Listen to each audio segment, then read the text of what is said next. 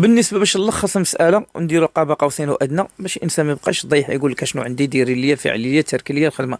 غنبدا لك من اخر، كما قلت غنبدا لكم من اخر شعره من راسك الى منتهى قدمه.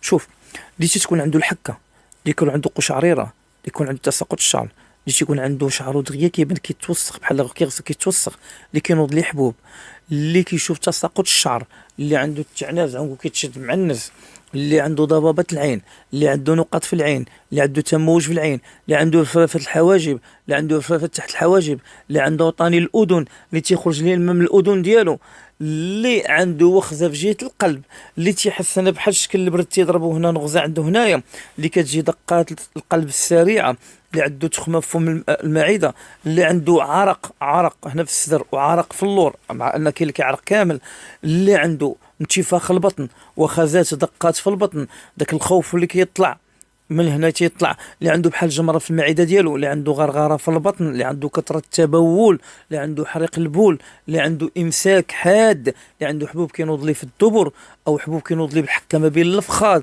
اللي عنده ثقه في الجماع مع الزوجه، اللي عنده القذف السريع، اللي عنده بالنسبه القضيب ديالو ما كيبقاش الحجم ديالو، اللي عنده خصيه كتكون صغيره من الاخرى ما كانش ولكن كتولي خصيه صغيره من الاخرى، يعني بويضه صغيره من الاخرى، اللي عنده الكلاكاج، واللي عنده سبعون كيبدا يطرطقوا ملي كيتكسل وكيتشدوا ليه، واللي عنده الجلد كيتقشر ليه في رجليه تحت، اللي عنده القدم كيتفلحوا ليه، واللي عنده اثار ديال الضرب والقميش والزروقيه في اللحم ديالو، واللي عندها تغيير الدوره الشهريه واللي كتجي لها مكبده وكحله اللي كتوقف اللي كتهبط لها بواحد الرائحه كريهه، اللي عنده حبوب تينوض فيه الماء في لحمه واللي كينوض ليه بحال شكل الولاسس هنايا في لحمه، اللي كيكون عنده الدوره الشهريه وكتجي الثدي كيتنفخ لها بزاف والبط كيتنفخ بزاف.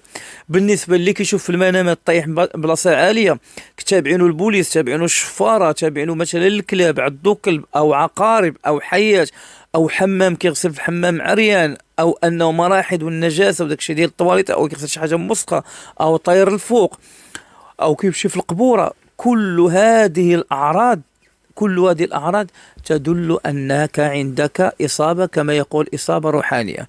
واش غيكون داير لك شي حاجه؟ واش بتسلط العين؟ يبقى دائما الراقي المتخصص الذي يضع اصبع على الداء فيدل على الدواء، كيبقى هو اللي تيبين لك الحاله ديالك. اما نقدر نقول لك جوج اعراض من هذا نقول لك راه دايرين لك كما كيقول لهم. كيتطرح هذا السؤال كيسولوا الناس، واش مثلا انسان مثلا عنده دايرين ليه شي حاجه، واش تقدر انه جاي غير بالعين ولا بالضروره خص تخدم ليه شي حاجه؟ نقول لك اكثر الناس نقدر نقول لك 75% كلهم عندهم تسلط العين، يعني العين تقدر تؤدي بهم المشاكل، وهي اخطر من الامور الاخرى، غير العين اخطر من الامور الاخرى. علاش بالضبط العين عندها؟ ولان النبي صلى الله عليه وسلم قال هذا: العين تدخل الجمل القدر. الجمل يقدر يطيح طيحه واحده كيما عاود كتشوفو كيطيح ويقدر يطيبو، مولا ملي كيطيح يقول بحال ندير نطيبو ما نضيعش. وتدخل الرجل القبر قال: لو قلت شيئا اسبق من القدر لقلت العين. وبالنسبه للناس كيسولوا كيفاش تقدر مثلا انه نتجنب شحال، يعني كيفاش الانسان كيجلب الراس ولا العين؟ حنا تنقول بالنسبه اللي عنده عين متسلطه، اللي كيكون في الدار ديما تيتخاصم، ديما تيتخاوض، ما كيكرهش شي تيعرف واحد نهار يومين 3 ايام تيتخاصم معاه، حضي في واحد المساله جد خطيره واعطي دعوتان لهم. خير نعطيهم واحد دعوه. الا كنتي كتشوف عينيك كترفرف بزاف اشنو غادي دير؟ اليسريه عرفت بتسلط عين حاسده، اما كانت في الغيب وتجددات في ديك اللحظه، لكن واحد اللحظه كتبدا العين ترفرف يومين 3 ايام. ماذا تقول؟ اللهم إني أعوذ بك من كل عين نظرت من طرف خفي. عاد بشي اللهم إني أعوذ بك من كل عين نظرت من طرف خفي، تدوز على بحالك وهكذا.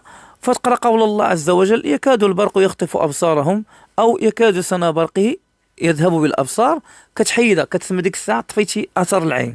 المعجبة كذلك كتقول فيها دعاء: أو قل فارجع البصر كرتين ينقلب إليك البصر خاسئا وهو حسير.